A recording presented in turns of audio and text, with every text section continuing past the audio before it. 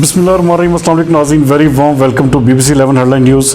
ناظرین, بریو topic of the day میں آج ہمارا موضوع ہے کمزور ہوتا ہوا کرونا اور تحریک انصاف کا ایک اور بڑا یوٹرن.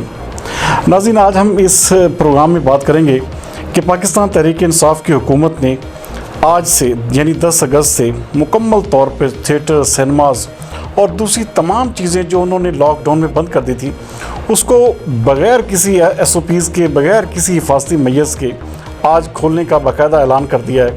اور اس حوالے سے باقاعدہ آج بازار اور دوسری چیزیں, سینماز, تھیٹرز کھل بھی چکے ہیں. وفاقی حکومت کے فیصلے اقتصادی رابطہ کمیٹی اور مشترکہ مفادات کونسل کے اجلاسوں میں طے پانے والے معاملات کے تحت 3 اگست سے پنجاب سمیت پورے ملک میں نافذ سمارٹ لاک ڈاؤن کو ختم, تمام SOPs اڑن چھو اور انسانی جان و مال کو بچانے کی منصوبہ بندیاں ردی کی ٹوکری میں جا چکی ہیں.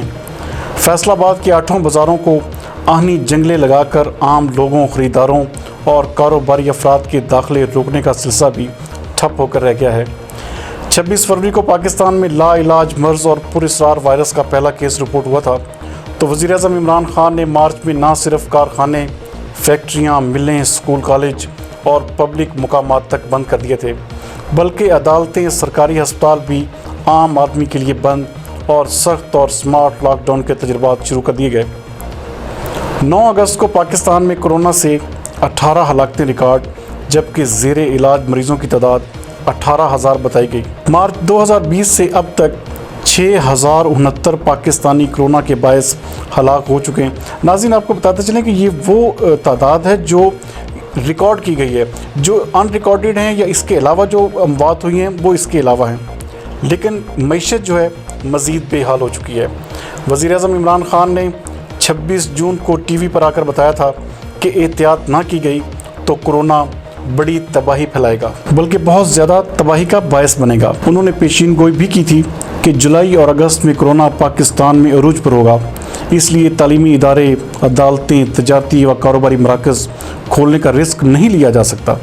مگر 2 اگست کو اچانک ایسے ریاستی فیصلے سامنے آئے کہ عقل دنگ اور کرونا کو انسانیت کے لیے سب سے بڑا خطرہ قرار دینے والے یو ٹرن لیتے ہوئے نظر آئے.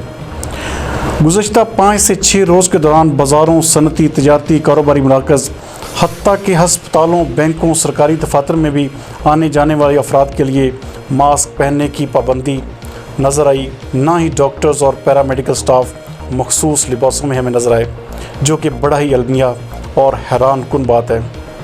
جناب وزیر اعظم, ممکن ہے کرونا کی شدت میں کمی ہو گئی ہو مگر خطرہ ابھی تک ٹلا بھی نہیں. کیا سرے عام گھومنے پھرنے, خریداری کرنے, دفاتر, اداروں میں جانے والے کرونا سے محفوظ ہو چکے ہیں؟